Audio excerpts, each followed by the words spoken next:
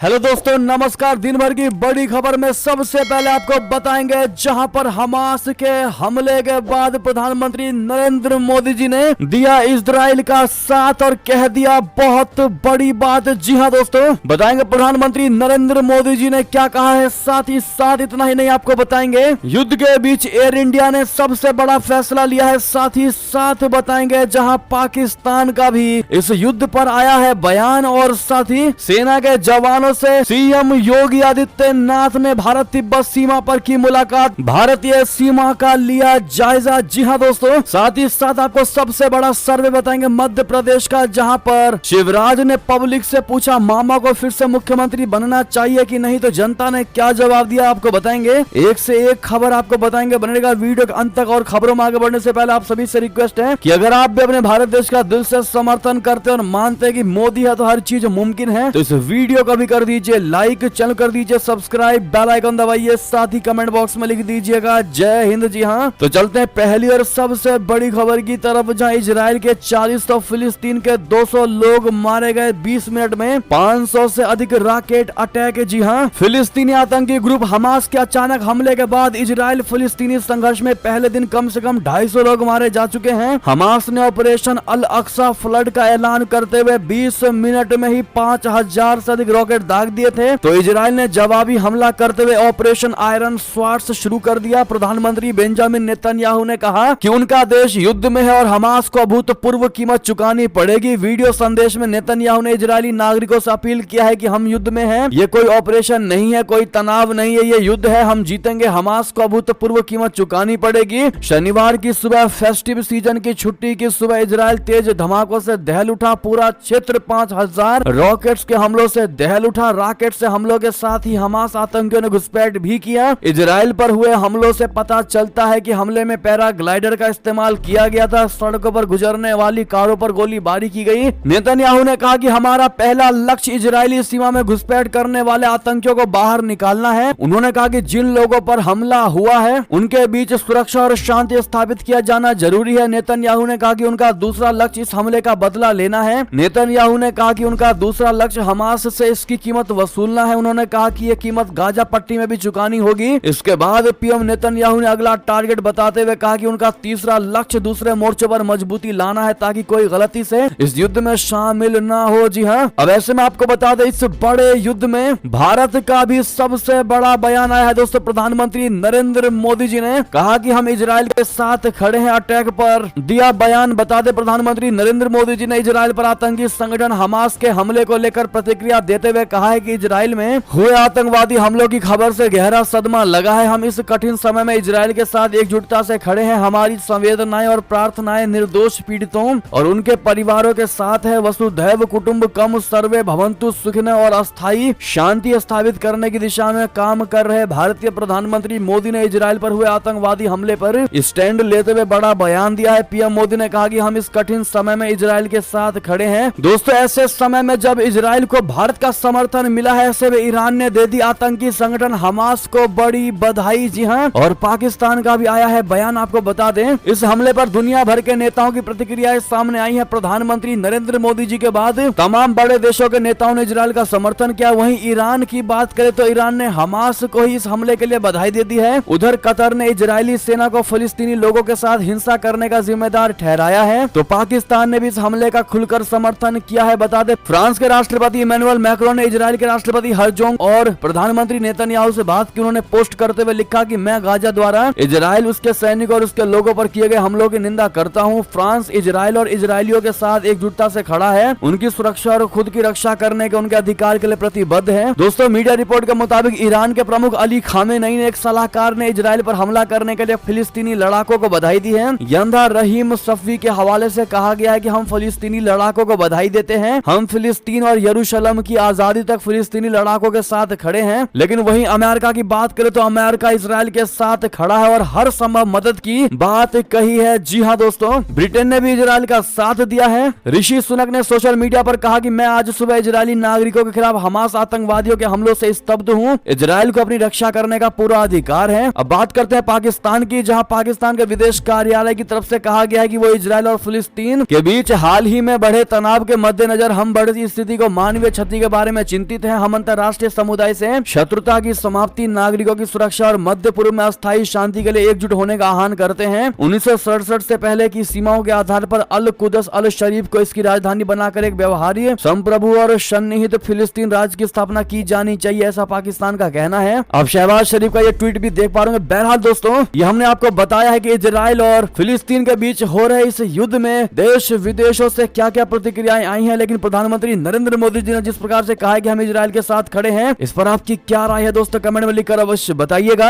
और वैसे भी नेतन्याहू मोदी जी के बड़े अच्छे दोस्त हैं। चलते हैं और खबर की तरफ, जहां भारत तिब्बत सीमा पर पहुंचे सीएम योगी आदित्यनाथ जी, सेना के जवानों से की मुलाकात। खराब मौसम के चलते नहीं गए केदारनाथ। जी हां, उत्तराखंड के 3 दिवसीय दौरे पर पहुंचे यूपी के मुख्यमंत्री योगी आदित्यनाथ जी खराब मौसम के कारण केदारनाथ नहीं जा पाए, जिसके चलते उन्हें अपने कार्यक्रम में बदलाव करना पड़ा, जिसके चलते शनिवार को वो भगवान बद्री विशाल के दर्शन करने पहुंचे। हालांकि इसी बीच सीएम योगी आदित्यनाथ जी ने भारत तिब्बत सीमा के माणा पास बॉर्डर पर तैनात सेना के जवानों से मुलाकात की। आपको बता दें कि मध्य क्षेत्रीय परिषद की 24वीं बैठक में शामिल होने के बाद सीएम योगी आदित्यनाथ जी को केदारनाथ और फिर बद्रीनाथ जाना था, लेकिन मौसम खराब होने की वजह से वो केदारनाथ नहीं जा पाए, जिसके बाद उन्होंने बद्रीनाथ पहुंचकर बीआरओ गेस्ट हाउस में विश्राम किया। इसके बाद सीएम योगी जी सीधा मीणा पास बॉर्डर के लिए रवाना हो गए। यहाँ मुख्यमंत्री योगी आदित्यनाथ जी ने आईटीबीपी के जवानों से मुलाकात कर उनके हौसले को अफजाया। उन्होंने जवानों से कहा कि इतना खराब मौसम में देश की सीमा की सुरक्षा करने के लिए आप सभी खड़े हैं, ये बड़ा ही अद्भुत है। इस दौरान सीएम योगी जी की सुरक्षा के कड़े इंतजाम भी किए गए थे। बताया जा रहा है कि योगी आदित्यनाथ जी कल रात को बद्री विशाल की आरती में शामिल हुए। वहीं सीएम योगी जी रविवार को यानी आज बाबा केदारनाथ के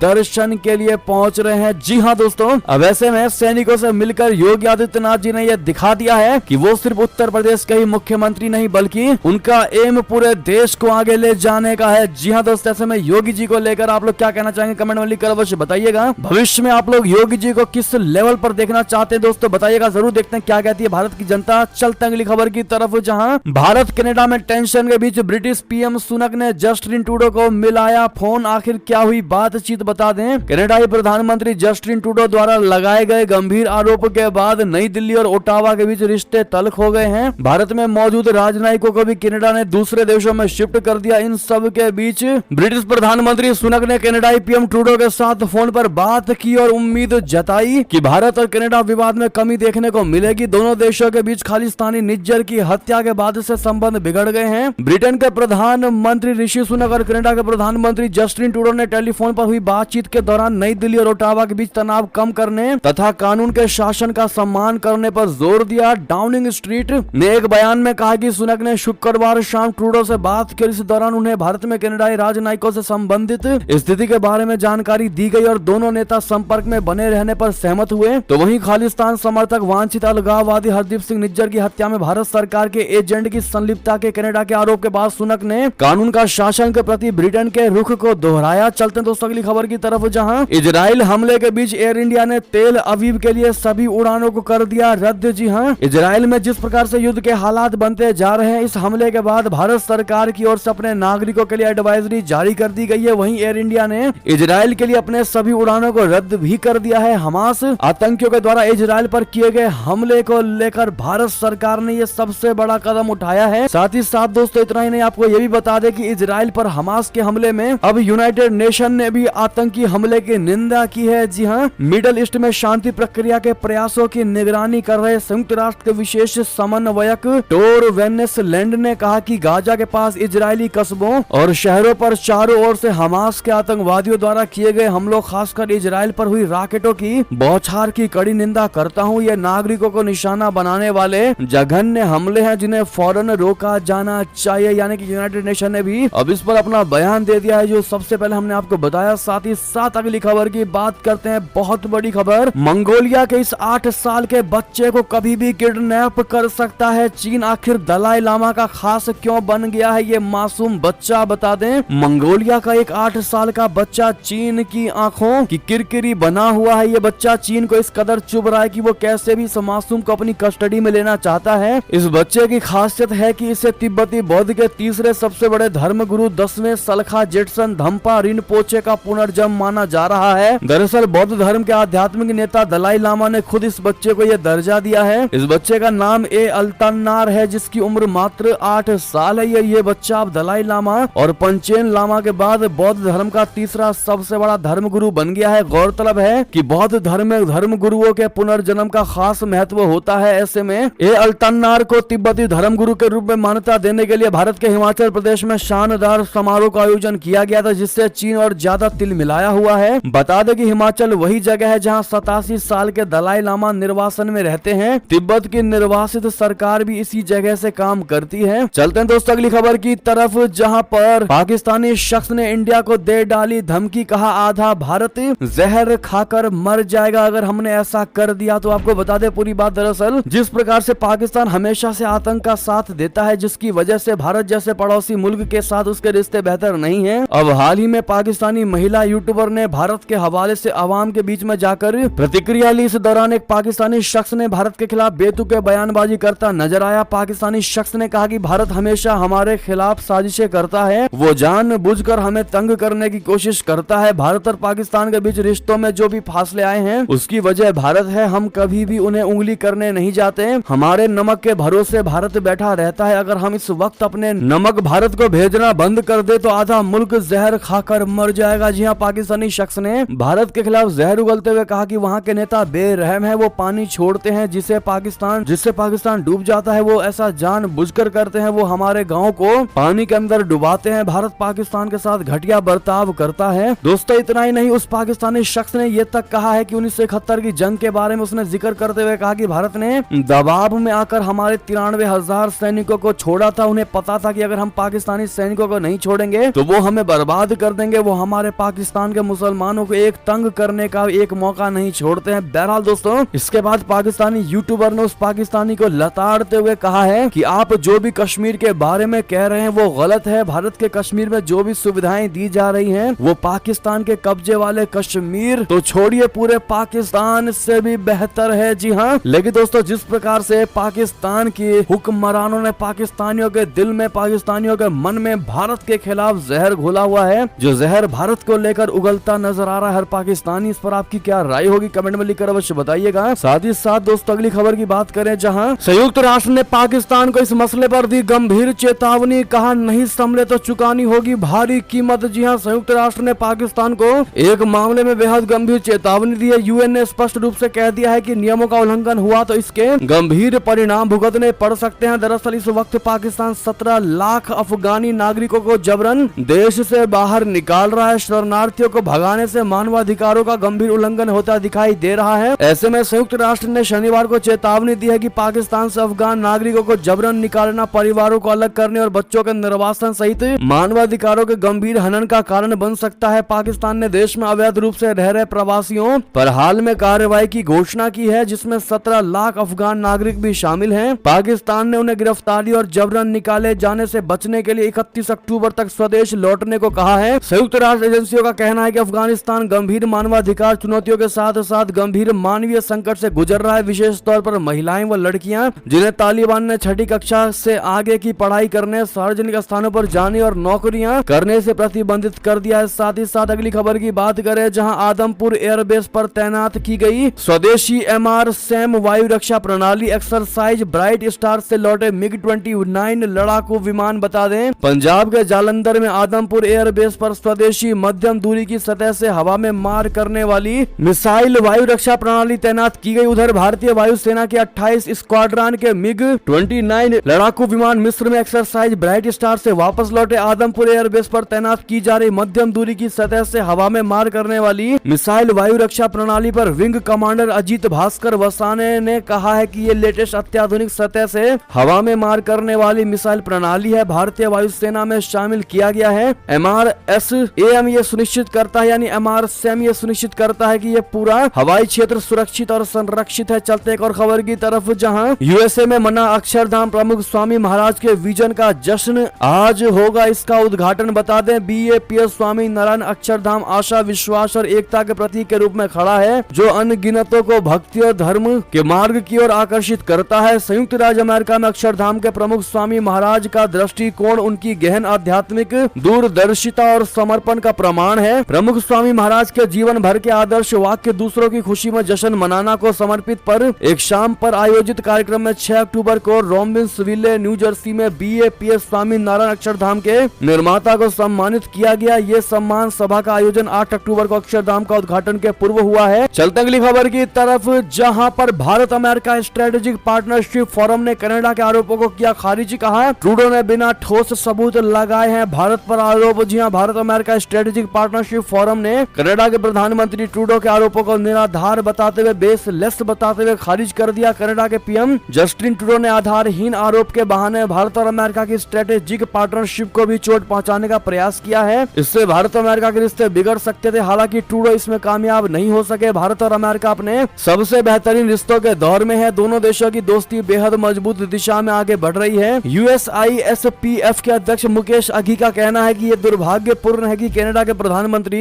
जस्टिन ट्रूडो ने पिछले महीने संसद में बिना किसी ठोस सबूत के भारत के खिलाफ आरोप लगाए। खालिस्तानी अलगाववादी नेता व आतंकी हरदीप सिंह निज्जर की हत्या में भारतीय एजेंट की संलिप्तता के ट्रूडो के आरोपों के बाद पिछले महीने भारत और कनाडा के बीच तनाव बढ़ गया था। साथ ही साथ दोस्तों अगली खबर की बात करें, जहां एशियन गेम्स में भारत ने जीता 100वां मेडल। PM मोदी ने बांधे तारीफों के पुल, कह दी बड़ी बात। दरअसल एशियाई गेम्स में भारत के 100 पदक जीतने पर प्रधानमंत्री नरेंद्र मोदी जी ने भारतीय एथलीट्स की जमकर तारीफ की है। PM मोदी ने कहा कि भारतीय खिलाड़ियों ने एशियाई खेलों में महत्वपूर्ण उपलब्धि हासिल की है। PM ने कहा कि भारतीय एथलीट्स की सफलता पर पूरे देश के लोग रोमांचित हैं। प्रधानमंत्री नरेंद्र मोदी ने हांगजू एशियाई खेलों में 100वां पदक जीतने पर भारतीय दल को बधाई दी है। PM मोदी ने अपने आधिकारिक सोशल मीडिया हैंडल पर टीम को बधाई देते हुए कहा कि 10 अक्टूबर को भारत आने पर वे स्वयं भारतीय टीम का स्वागत करेंगे। PM मोदी ने कहा कि पूरा देश रोमांचित है, इसीलिए भारत के एथलीट्स ने इतिहास रच दिया है। भारत के लोगों को गर्व महसूस हो रहा है, इसलिए वे खुद ही सभी भारतीय एथलीट्स की मेजबानी करेंगे। जी हाँ, एशियाई खेलों में भारत ने पहली बार 100 मेडल्स का आंकड़ा पार कर लिया और ये देश के लिए महत्वपूर्ण उपलब्धि है। भारत के लोग रोमांचित हैं, थ्रिल्ड है कि हम 100 पदकों की संख्या तक पहुंच गए हैं। PM मोदी ने कहा कि मैं अपने एथलीटों का हार्दिक बधाई देता। ऐसे में दोस्तों एक भारतीय होने के नाते आप लोग भी अपने भारतीय खिलाड़ियों को कांग्रेचुलेशन जरूर कहिएगा हमारे कमेंट के माध्यम से। अगली खबर की बात करें, जहां CM शिवराज सिंह चौहान ने पब्लिक से जब पूछा कि मामा को फिर से मुख्यमंत्री बनना चाहिए कि नहीं, तो क्या जवाब दिया जनता ने। आपको बता दें कि मध्य प्रदेश के मुख्यमंत्री शिवराज सिंह चौहान ने कल इशारों में साफ संकेत दिया है कि बीजेपी की सरकार बनने पर वे CM की कुर्सी के दावेदार होंगे। चौहान ने आदिवासी बहुल डिंडोरी जिले में एक सभा से लोगों से पूछा कि मामा को फिर से मुख्यमंत्री बनना चाहिए कि नहीं, फिर से भाजपा की सरकार बनना चाहिए कि नहीं, नरेंद्र मोदी की सरकार बननी चाहिए कि नहीं। इस दौरान पब्लिक ने उनकी सभी बातों का जोरदार समर्थन किया। दरअसल मुख्यमंत्री शिवराज सिंह चौहान ने कहा कि मैं बड़ा भाग्यशाली भाई हूँ, मेरे प्रदेश में 1,32,00,000 लाडली बहनें हैं, 1,000 रुपए देता हूँ तो 15,000 करोड़ रुपए लगते हैं। जैसे जैसे पैसे का जुगाड़ होता जाएगा आपकी राशि बढ़ती जाएगी, उससे 3,000 रुपए तक ले जाऊंगा। इसके बाद शिवराज सिंह चौहान ने जब वो सवाल पूछा लोगों से, तो लोगों ने कहा भारत माता की जय और उन्होंने CM शिवराज के हाँ में हाँ मिलाया। यानी कि फिर एक बार वहाँ की जनता चाहती है कि शिवराज की सरकार बने, फिर से मामा वापस लौटे। बहरहाल दोस्तों आप क्या चाहते हैं कमेंट में लिखकर अवश्य बताइएगा। साथ ही साथ अगली खबर की बात करें, ये तो रही मध्य प्रदेश की बात। अब बात करते हैं महाराष्ट्र की, जहां आज अगर लोकसभा चुनाव हुआ तो महाराष्ट्र में किस पार्टी को मिलेगी सबसे अधिक सीटें। तो आपको बता दें सबसे बड़ा सर्वे महाराष्ट्र में अगले साल होने वाले लोकसभा चुनाव में कांटे की टक्कर होने की संभावना जताई जा रही है। चुनाव में अभी भले ही टाइम हो, लेकिन लोकसभा चुनावों से जुड़े सर्वे अभी से ही सामने आने लगे हैं। कौन सी सीट की पार्टी को जीत मिल सकती है, इसकी भविष्यवाणी शुरू हो चुकी है। आगामी लोकसभा चुनाव में महाराष्ट्र की जनता किसे चुनेगी और किसे नकारेगी, इस मामले को लेकर इंडिया टीवी और CNX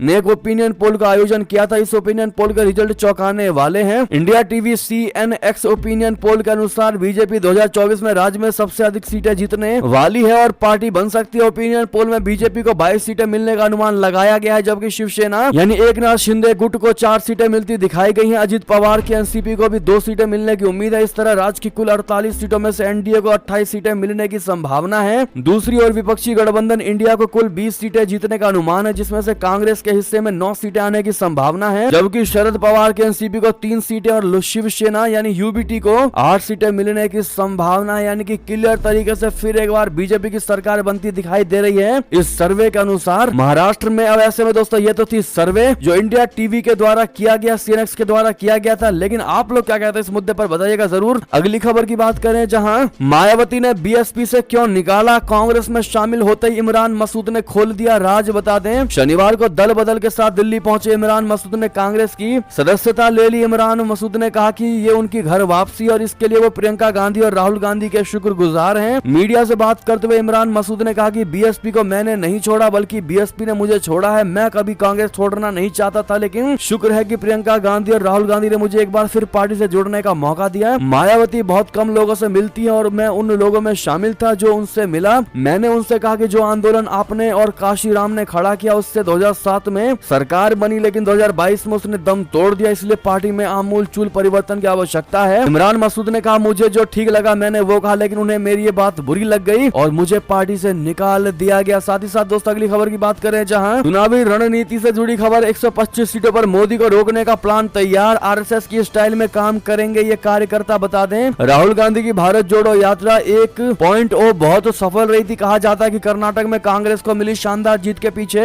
इस राज्य के नेताओं की कठिन मेहनत के साथ साथ इस यात्रा ने भी अहम भूमिका निभाई थी। अब उस यात्रा से निकले सकारात्मक परिणामों के सहारे लोकसभा की 125 सीटों पर भाजपा को रोकने का प्लान तैयार किया गया है। विपक्ष को उम्मीद है कि यदि वो भाजपा को उसकी वर्तमान सीट क्षमता में 100 सीटों की कमी कर सके तो केंद्र में सरकार बनाने की संभावनाएं बन सकती है। दरअसल भारत जोड़ो यात्रा 1.0 को पूरी तरह गैर राजनीतिक रखा गया था। कांग्रेस ने इस यात्रा का नेतृत्व अवश्य किया था, लेकिन इसे किसी दल विशेष की यात्रा के तौर पर प्रचारित नहीं किया गया था। इसी का परिणाम हुआ कि इस यात्रा को डीएमके और शिवसेना जैसे दलों का भी साथ मिला था। साथ ही साथ अगली खबर की बात करें, जहां सोना हुआ सस्ता, चांदी में बढ़त, आखिर पूरे हफ्ते के सर्राफा बाजार का क्या है हाल बता दें। भारतीय सर्राफा बाजार में सोना की साप्ताहिक कीमतों में आई कमी, वहीं चांदी महंगी हुई है। इस कारोबारी हफ्ते में सोने के भाव में 136 रुपए प्रति 10 ग्राम की गिरावट दर्ज की गई है, जबकि चांदी के भाव में 58 रुपए प्रति किलोग्राम की मामूली तेजी आई है। India Boolean and jewellers association यानी IBJA की वेबसाइट के मुताबिक इस बिजनेस वीक की शुरुआत में 3 अक्टूबर को 24 कैरेट सोने का रेट 56,675 था, जो शुक्रवार तक घटकर 56,539 रुपए प्रति 10 ग्राम हो गया। जी हाँ, तो वहीं 999 शुद्धता वाली चांदी की कीमत 67,037 से बढ़कर 67,095 रुपए प्रति किलोग्राम हो गया। बहरहाल दोस्तों ये थे अभी की सारी बड़ी खबरें। आपको हमारी खबर कैसी लगी? आशा करता हूँ बहुत अच्छी लगी।